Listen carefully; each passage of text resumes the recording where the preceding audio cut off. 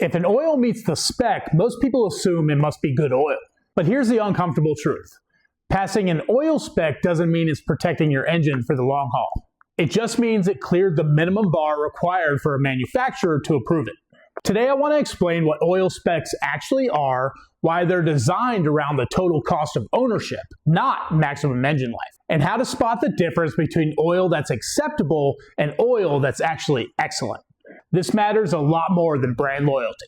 Oil specs, things like API-SP, GF7A, or dexos, are baseline performance standards. They test for wear protection, sludge control, and emissions compatibility. Here's the part that most people don't realize. These are pass-fail tests. There's no grade A or grade C on the bottom. If the wear limit is 100 units and an oil comes in at 99 while oil B comes in at 10, they both get the same approval. On paper, they're equal, but over 150,000 miles, they're not even close. One barely cleared the hurdle, the other cleared it by a mile. The spec doesn't care how far you clear it, only that you didn't trip.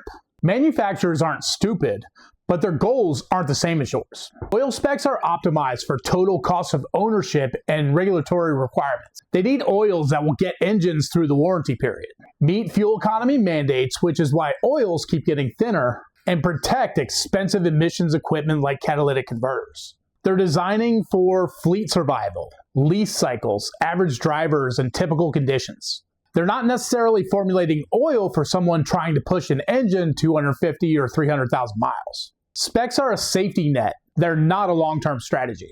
Let's talk about a couple specs that I think are important. We'll start with total base number, which is your oil's ability to neutralize acid created during combustion. Specs require a starting TBN, but they don't reward how well an oil holds it. Two oils can meet the same spec, but one may lose its acid-fighting ability halfway through the interval, while the other one is still going strong near the end. The spec doesn't show you that depletion curve. The next is NOACK volatility, and this is a big one, especially for GDI engines. Volatility is how much oil evaporates under heat.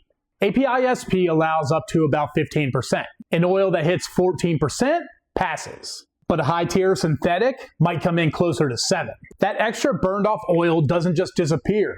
It contributes to deposits, especially in direct injection engines where intake valves never see fuel. The spec basically says, don't be terrible. It just doesn't demand you be great. And the last is shear stability, which is staying in grade. Oil lives a hard life. Heat, load, fuel dilution. All of it takes a toll. Cheaper oils rely on more fragile viscosity modifiers. Over time, those can break down and that oil thins out. An oil can pass standard shear tests and will still lose viscosity well before the oil changes do, especially in hot running or turbocharged engines. And a thinner oil simply doesn't protect bearings the same way. This is why two oils with the same approvals and viscosity can behave very differently in the real world. When you look at a used oil analysis, which is basically a blood test for your engine, the difference becomes obvious. One oil holds its viscosity, keeps its total base number, and resists oxidation better than the other, even though both were approved. Specs tell you if an oil is allowed. The data tells you if it's actually doing a great job.